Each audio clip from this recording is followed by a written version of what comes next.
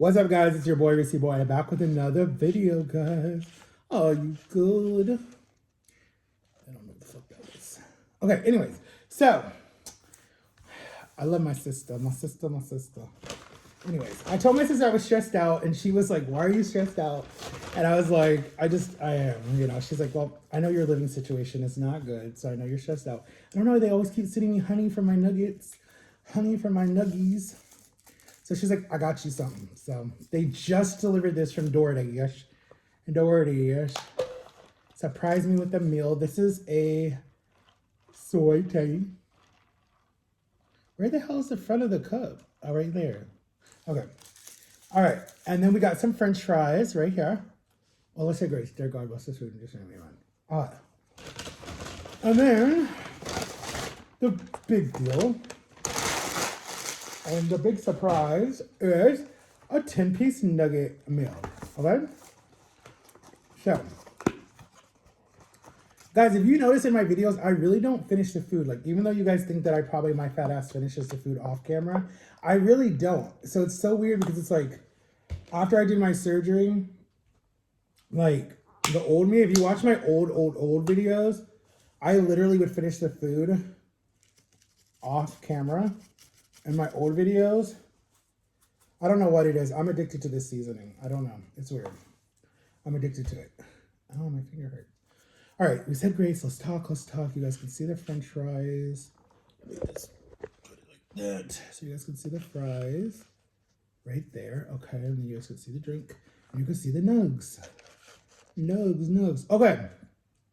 So let's open the honey. Honey for your honey. I don't know what's wrong with me, but okay. So how was everyone's trick-or-treating? What did you guys go as? Comment below what you guys went as. I did nothing, like always. All right, so we're going to try some honey on a chicken nugs, like that, if you guys can see that. And we're going to try it with some ketchup. We just tried to invent something. Yo, I just invented something. I better get some money. Let's see how it tastes first. No, that tastes nasty.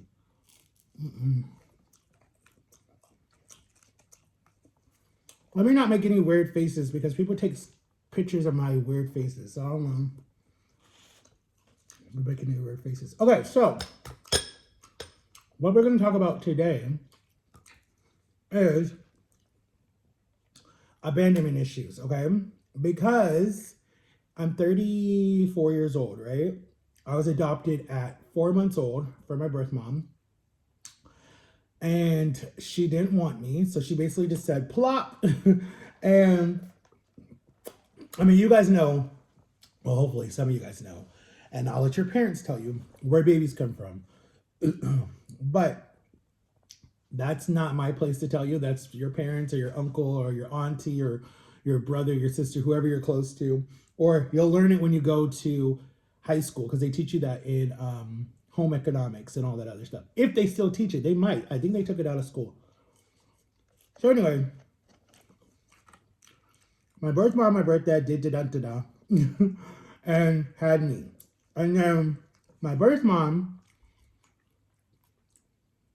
was pregnant already at 17 with my older brother at 17.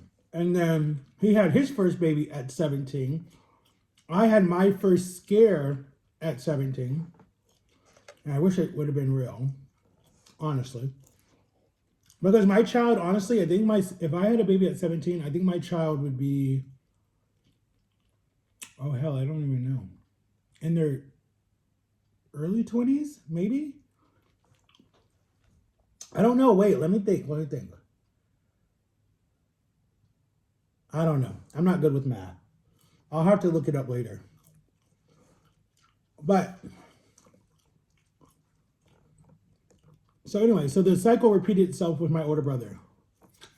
When I was born, I was a secret baby. Only her best friend knew, who looks like Keisha Cole's mother that died. So, only her best friend knew. My aunt on that side, who helped raise my older brother, because the state was going to step in and take the baby. when I popped up at 18 years old, she was like, I would have took him. And she got really mad at my birth mom because she was like, what the heck? I would have raised him. But she was like, no, God had other plans. So anyways, I came to this family, the Cross family. And growing up, I was in and out of the hospital because I had really bad asthma. And that was like my lungs were really bad and I couldn't breathe. And so a lot of my older siblings in this family, because my mom had 4 natural children, and then she wanted to adopt. So she adopted me, and then like I think 5 years later, she got my little brother from a different woman, not the same. Different woman, different agent. Well, same agency, but different woman. So we weren't related before we were put into this family, into the Cross family. Because some people think that we were related. We're like, no. 2 different women. So I was in and out of the hospital with asthma, and asthma is really bad. It kills people. Back in the 80s, it was killing babies. You were on all these machines, all this different stuff.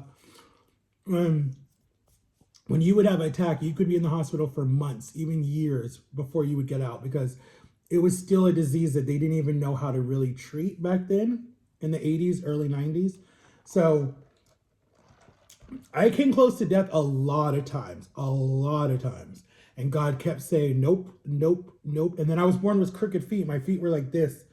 You know, normally your feet are like that. My feet were like this. So my mom had to massage my legs and put my shoes on the opposite foot. I almost looked like Forrest Gump. I should have been in leg braces, but my mom said, no, not my child. And then they put me on medication and it turned me into a zombie. And she's like, no, not my child. So there was a lot of damage to my brain, because my mom was a drug addict, my father was a drug addict, my mom was an alcoholic, and she drank her whole pregnancy. So there was different things that did, like there were problems that it did or whatever when you're carrying a baby, when you're on some type of, like when you're doing drugs or alcohol. It's already been proven that the child can come out addicted to drugs, have some type of form of addiction, or come out with shakes, or have some type of like, I mean, there's babies that are called crack babies, there's babies that are addicted, there's heroin babies, there's babies that come out so many different ways. In my case, my mom was addicted to drugs and alcohol and other stuff, right? I didn't get addicted to drugs or alcohol. I can't stand the taste of them. They're not for me. I know sometimes, I wish I was. I get why people do it because it numbs the pain. I 100% get it. 100% get why people do drugs and alcohol. It numbs the situation that you're in. It just numbs it, right? So I get that point. I'm against it because I've known people who have died from it, and it breaks my heart. But I get it.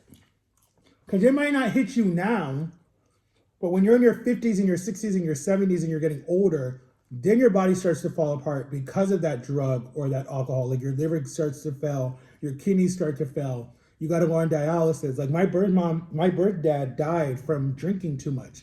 He lost both of his legs, lost his eyesight from all of that stuff that he did when he was in his 20s. So I was like, oh, hell no, I'm not doing that. But the addiction that I got was, I got addicted to food. I got addicted to, it was mostly food. Food was my biggest addiction that I got from her. That was the type of addiction that I got. And then I was born with crooked feet. So I had that type of disability, but it's a physical disability. It's not a mental disability, it's physical. So, and then I was I wasn't hyper. I was the opposite. There's like a slow one where you're just really slow and like, you're not the hyper part of ADHD. There's a slower one where you're just very slow. Like that's what the doctors tell you. They just say you're slow. You're not like slow, like mentally ill. You're slow in the sense of like, you just do stuff slow. Like you're not hyper, like jumping around and can't sit still. Like I've never been like that. I know people who are like that. So if people want to say I have a disability, so what? But the doctors are like, you don't really have one, like you're, whatever. It's just, you have a disability because you were born with crooked feet. So that's the type of disability that they want to title you with. And hell, it got me other stuff. So I ain't going to just argue that. But anyways, so I grew up with abandonment issues. Anybody that came into my life I hold on so tightly, right? When I was in my young years. Like, I mean, like 9, 10, 11, 12, 13, whatever. My older brother, who was kind of like a dad and kind of like an older brother and kind of was like my best friend, he left to go join my uncle's cult in the early 90s. I was like 5 when he left. So that was the first heartache that broke, well, the second one, because when my mom pushed me out, that broke my heart. And that's when I started having abandonment issues and was sad. Probably one of my first dramatic situations in my life. My second one was when my brother left. And then the other one was what happened to me at 5 years old that went on until I was 15, that I've talked about in videos, from someone down the street from us that was a close family friend. So that was like a lot of trauma for a young person, right? So I was very clingy to like my best friend William, who his mom became like a second mom to me, because it's like she knew how to be loving and nurturing and like would read us stories and would like hold us, and like she just knew how to be nurturing, you know, not what I was getting at home. So she was like a second mom to me. And then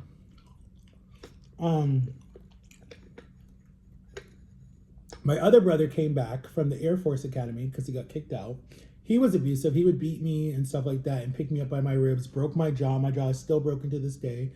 He would beat us with a bat, a cane, whatever he could get his hands on. And my adopted mother would always be like, well, if you boys would just listen, if you would just listen. And I'm just like, are you freaking kidding me? Like, so you're basically condoning someone beating your child. Is that what you're saying? Like, made no sense to me. So by this time, I'm already in my teens already. And stuff is still happening to me, and I'm acting out, and my mom is like calling the police on me and like different stuff. And she's not hearing me, and she didn't believe in psychologists or counselors or nothing like that. So I literally just was hurting myself, and I was eating, and I was depressed, and I was sad, and I was acting out. And then I told you guys the story about when I got sent away for being bad and all that. That was another one of my more depression added. So I've had a lot of things. And then I get into, so basically then I start dating, right? And I, for whatever reason, I don't know what it is, excuse me, I would start choosing these girls that just like, for whatever reason, they didn't know how to be loyal. They did not know how to be loyal, right? Or, yeah, they didn't know how to be loyal, or they were dating me because they felt sorry for me. Like I had one girlfriend, it was a dare. Like they dared her to find the ugliest person in the school, and she dated me. And my best friend at the time, Brittany, she was like, Matt, she's only dating you because she feels sorry for you. And I'm like, there's no way. And she's like, yes, there is. So come up to the night of homecoming, like almost like a movie scene. I find out, because I overhear them when I was in the locker room, because we were helping. I was on the committee that day, so I was helping, and I overheard some of the girls talking about it, because it wasn't like I was in the boys' locker room. I was in the girls' locker room because that's where the tables were, and I was moving the tables out, and I overheard her talking to a bunch of her friends. After, you know, I knocked first and said, I'm coming in. And I heard her, and she's laughing, and then like I didn't cry or anything. I just got really mad. And then I remember my homeboy was like, yo man, like let's mess with her or something like that, right? He told me to go make out with his girlfriend to make her jealous. But I'm like, she ain't gonna care.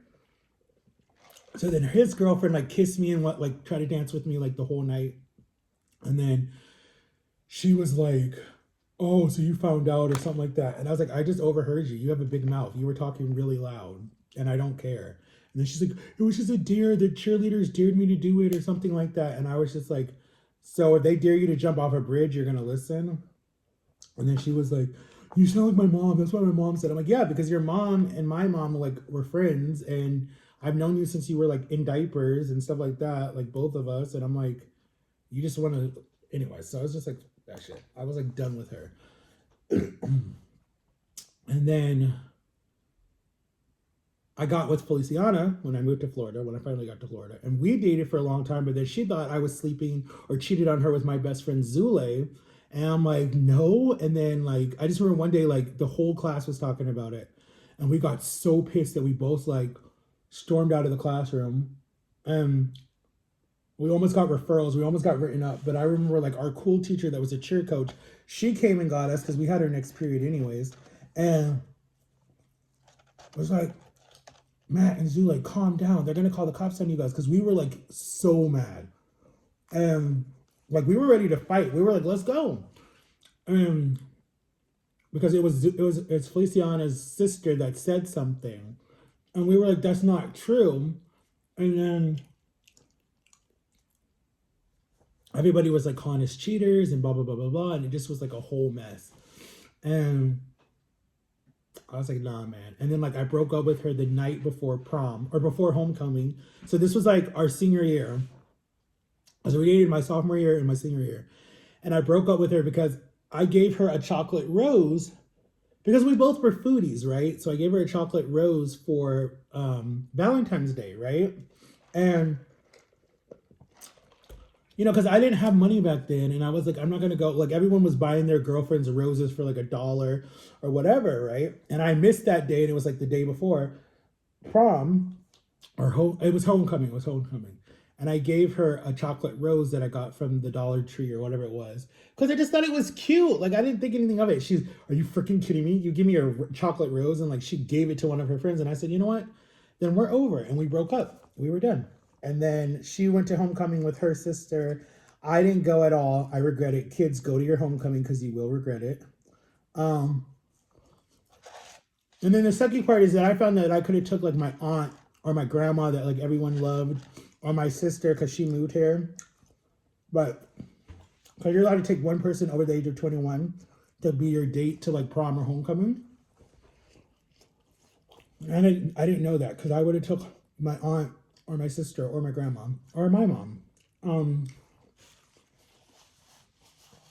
or someone from my youth group or something. But so that was Feliciana, and then she gave me abandonment issues, and then we moved into this house my senior year, and then I had to change schools, start all over again. So I've had a lot of abandonment issues because I've never felt, like I said in one of my TikTok videos or my YouTube videos, I've never ever felt safe anywhere ever in my life, because I think that has to do with when your mother plops you out and doesn't even like give you a name or even like hold you for a minute. These women, I'm not bashing you guys, because I know some situations you just don't even want to see the child because of what happened, but the ones that give their children up for adoption or just plop them out and don't say anything and let the state step in, you're scarring your child for life. I'm just telling you that, to be completely honest with you.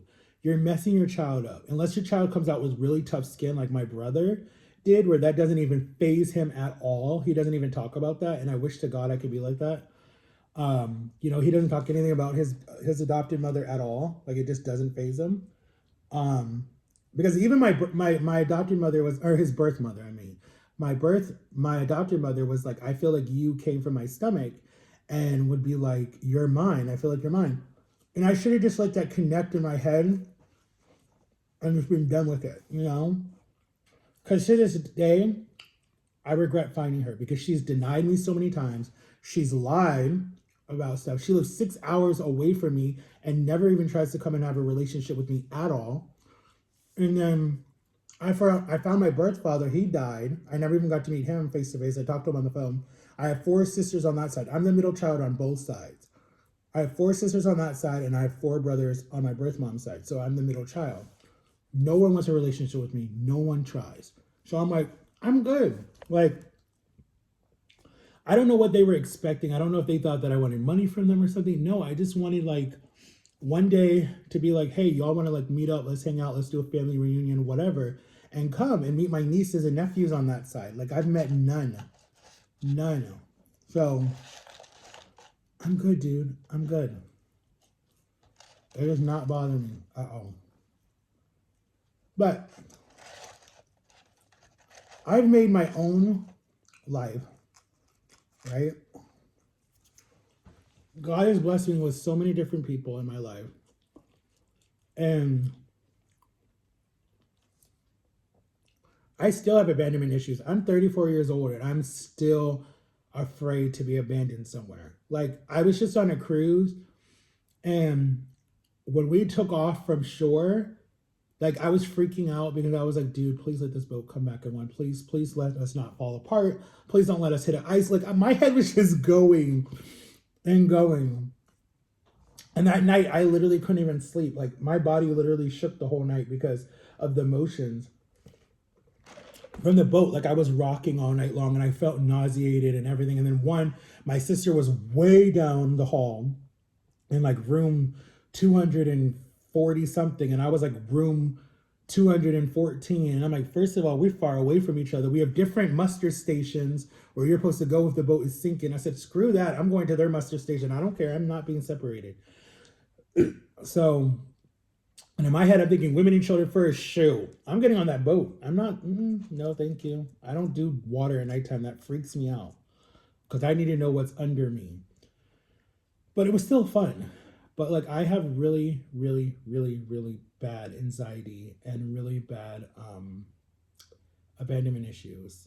Like, seriously bad abandonment issues that I didn't realize that I still will probably carry the rest of my life. Like, I honestly feel like if I ever get in another relationship, like if God ever brings me another girl or whatever happens, I feel like I don't want to smother her. Like, I don't want to be like, babe, where are you going? What are you doing? Like, in my last relationship, I probably should have done that, but I didn't do it because I didn't want to smother her, because we both had abandonment issues and both had our own issues from different things. A lot of abuse in our life. But that still left the door open for a lot of other stuff that happened. I just feel like in my new relationship, if I ever date again, I feel like I don't want to be so controlling, but at the same time, I want to check my bases and make sure like she's not cheating on me, she's not sleeping around, she's not wanting to be in this relationship, whatever it is. Like, I want to know that you really want to be in this relationship with me. So, but if not, then I'm by myself and I'm good, dude. I'm good. I'm gonna probably die by myself. I'll probably be in some retirement home with like no one that comes and visits me, completely by myself. And I mean, that kind of makes me sad in a way. It really does. That really does make me sad. But it is what it is. Like, I don't know. It's just weird because it's like if my parents die and they're gone, it's like, dude, like, you got to start your life. I mean, like, I have my life started, but it's like you really got to start your life. So it's like weird because like all my siblings are in their own world doing their own thing. It's only me and my other sister that like are not married and like literally are the only ones that are not married. Like, everyone else is like married and they're fine and they're happy and they have kids, you know. So I'm like, unless I move in with that sister and we live together, but I got to move to like Tennessee. But the cool thing in Tennessee is there's mountains, so I can record all the time when I'm up there.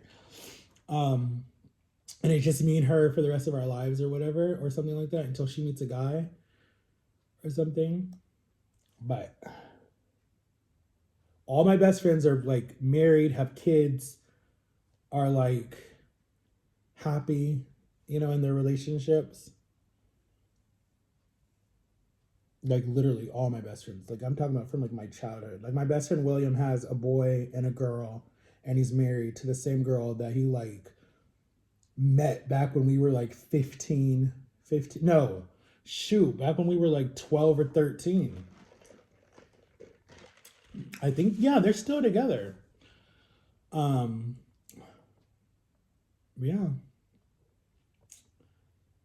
But it's all right. So anyways, guys, I'm sorry I'm rambling. But yeah, abandonment issues. I got it, and I own it. Look, I didn't even finish all my fries. They're kind of cold now. Or my nugs. My nuggets. It sounds like another word that I'm not going to say on camera. But yeah, guys, I've posted literally every single day this week. I think my first time I posted was Sunday, I think, or Monday. I don't remember. But today is Wednesday, and I posted Monday and Tuesday and Wednesday. Today is the first of the month, It's the first of the moon. Friday's my dad's birthday. He's gonna be 67. No, 68. So he's almost 70. Um so yeah, guys. It's Thanksgiving this month, guys. So get ready for all your good food and eat. I'm gonna be with my fam for Thanksgiving. And I don't know if I'm gonna be eating. Thanksgiving and Christmas are like my favorite months because I'm a big family person. I just love the family. Like if your family wants to be around you. And my parents, I want to say it's starting in like 20, God, when was it?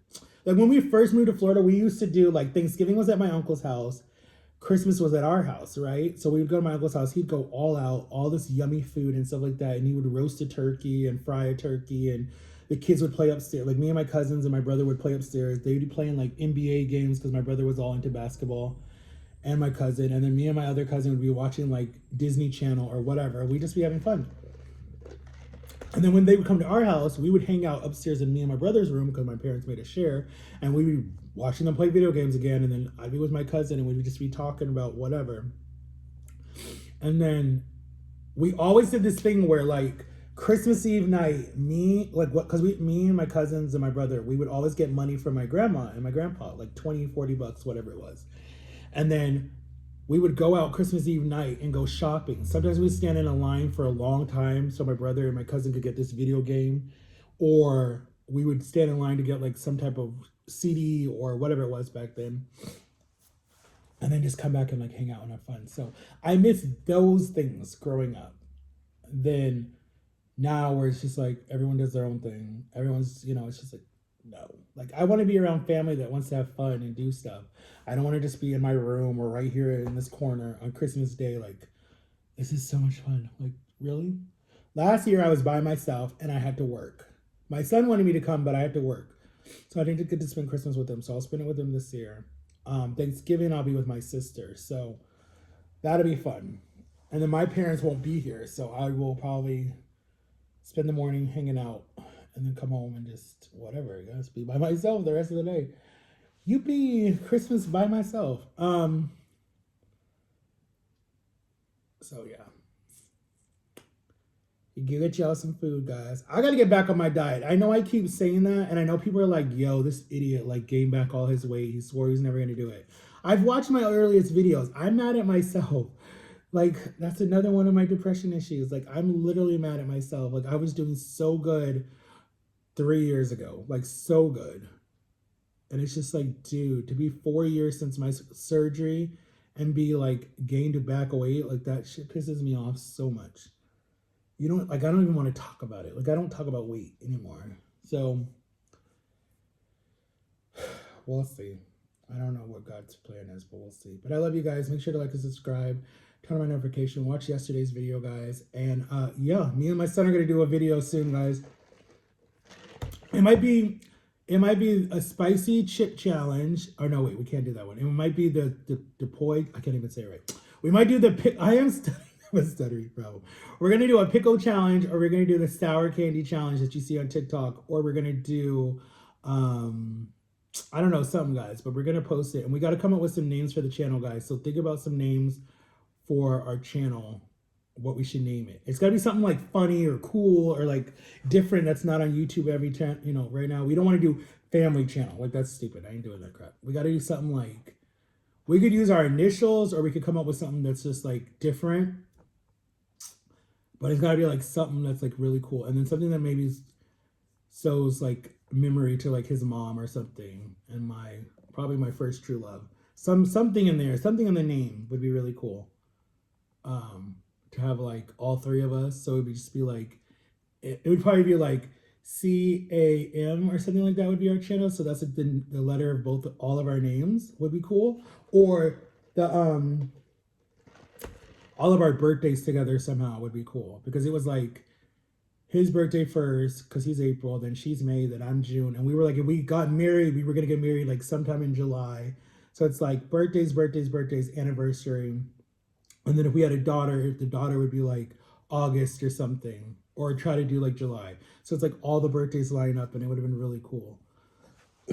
So that was our plan before. But peace out, guys. Love you. Bye.